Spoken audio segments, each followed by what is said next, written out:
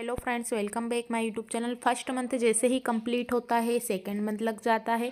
इसके बाद ऐसे क्या सिम्टम्स और महिलाओं में क्या हार्मोनल चेंज होते हैं जिससे अनुमान लगाया जा सकता है कि आपको बेबी बॉय कंसीव होने वाला है। मैं यहाँ पर दादी नानी के अनुसार बात करूँगी, उसके साथ ही मेरे पर्सनल एक्सपीरियंस भी ज़रूर आपके साथ शेयर करूँगी।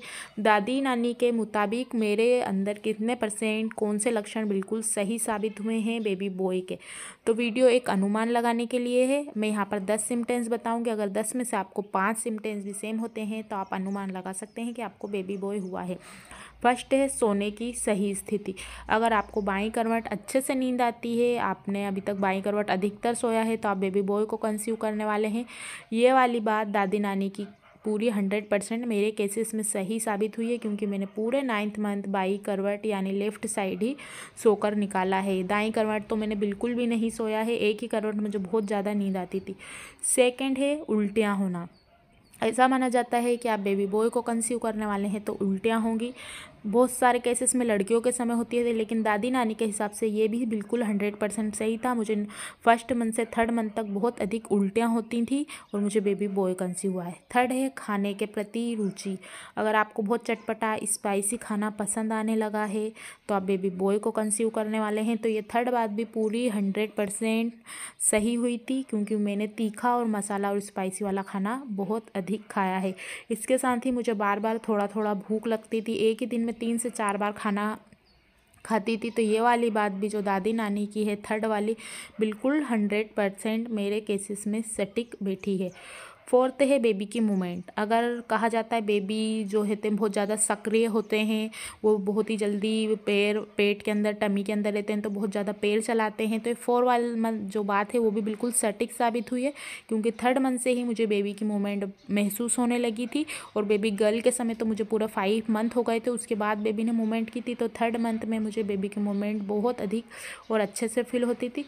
5वां लक्षण है आपको मूड मतलब चेंज होना, कभी आपको अच्छा लगना, कभी गुस्सा आना। तो ये वाली बात भी बिल्कुल सटीक और सही साबित हुई थी।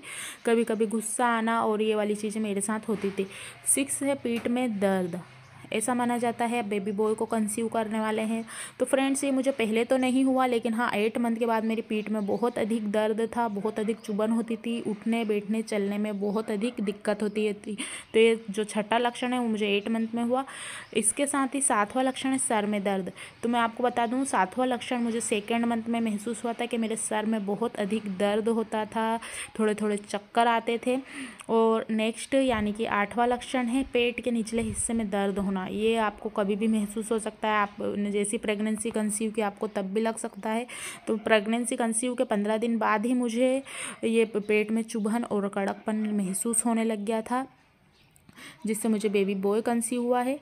नेक्स्ट सिम्टम्स है पैरों में दर्द और पैरों में सूजन। देखिए मेरा बेबी बॉय जो था मुझे यानी कि दाएं तरफ था, तो मेरा एक दाएं पैर में बहुत अधिक दर्द रहता था, पेन रहता था और दोनों पैरों में सूजन आ गई थी। तो ये जो 9वां लक्षण है ये भी बिल्कुल मुझ में सटीक सही साबित हुआ है। नेक्स्ट लक्षण है यानी कि 10वां ब्रेस्ट में सूजन या हेवीपन लगना या सेंसिटिव हो जाना। ये वाला लक्षण काफ़ी महिलाओं में सही होता है कि जो आपका दायां वाला स्तन है वो बहुत अधिक भारी हो जाता है, मजबूत हो जाता है, उसमें से कोलोस्ट्रम का रिसाव होने लगता है, तो बेबी बॉय होता है। बहुत सारी महिलाओं में बिल्कुल ये सही सटीक साबित होता है। तो यहाँ पर मैंने अपने पर्सनल एक्सपीरियंस शेयर किए हैं। ज़रूरी नहीं कि जो मुझे 10 या 20 सिम्टम्स मेरे अंदर हार्मोनल चेंज के कारण होते हैं तो आप में भी हो। अगर आपको 10 में से 5 होते हैं, 7 होते हैं, तो आप अनुमान लगा सकते हैं कि आप बेबी बॉय को कंसीव करने वाले हैं। इसके साथ ही बहुत सारे सिम्टम्स होते हैं, जैसे मेरे साथ हुए थे, छोटे छोटे काम करने में बहुत अधिक थकान महसूस होने लगती थी, जल्दी ही थक जाती थी, और ब्लड प्रेशर कभी कम कभी ज़्यादा, यानी कि बहुत ज़्यादा पसीना आना, कभी कभी बहुत ज़्यादा घबराहट होना, कभी कभी कम होना। तो ये प्रेगनेंसी के दौरान हार्मोनल उतार चढ़ाव चढ़ते रहते हैं, जिससे ये प्रॉब्लम नॉर्मली हो सकती है। लेकिन जो ऐसे सिम्टम्स अगर आपको पूरे सेम होते हैं तो आपको बेबी बॉय भी हो सकता है, और इसके विपरीत किसी किसी महिलाओं को बेबी गर्ल के समय होते हैं। तो मैं यहाँ बताना चाहूँगी कि मुझे मेरी बेबी गर्ल के समय कुछ भी ऐसे सिम्टम्स नहीं हुए थे। 5 मंथ के बाद पेट दिखना चालू हुआ था, उसके बाद मुझे उसकी मूवमेंट भी 5 मंथ के आसपास ही महसूस होने लगी थी, और जो टमी पोजीशन है वो भी कम दिखता था टमी वाला। और इसके साथ ही मुझे फर्स्ट मंथ से 9th मंथ पूरा निकल गया, एक बार भी उल्टियाँ नहीं हुई थी, और बेबी की जो गल की मूवमेंट भी बहुत कम सुनाई देती थी। और मुझे 8 मंथ ख़त्म होते ही बेबी गर्ल हो गई थी, और बेबी बॉय ने तो पूरा 9th मंथ ख़त्म होने के बाद यानी 40वें सप्ताह 40 वीक्स के आसपास उसका जन्म हुआ था। तो दोनों में मेरी सिचुएशन तो काफ़ी थोड़ी क्रिटिकल थी, दोनों सिचुएशन अलग अलग थी। बेबी बॉय के समय तो बहुत महसूस हुआ, बेबी गर्ल के समय कुछ भी ऐसी चीज़ें महसूस नहीं होती थी। सो फ्रेंड, आज की वीडियो में बस इतना ही। आप आपके पर्सनल एक्सपीरियंस भी हमारे साथ ज़रूर शेयर कीजिए, ताकि सभी लोगों की मदद हो सके जो जानना चाहते हैं हम बेबी बॉय कंसीव करने वाले हैं baby girl. Thanks for watching for this video.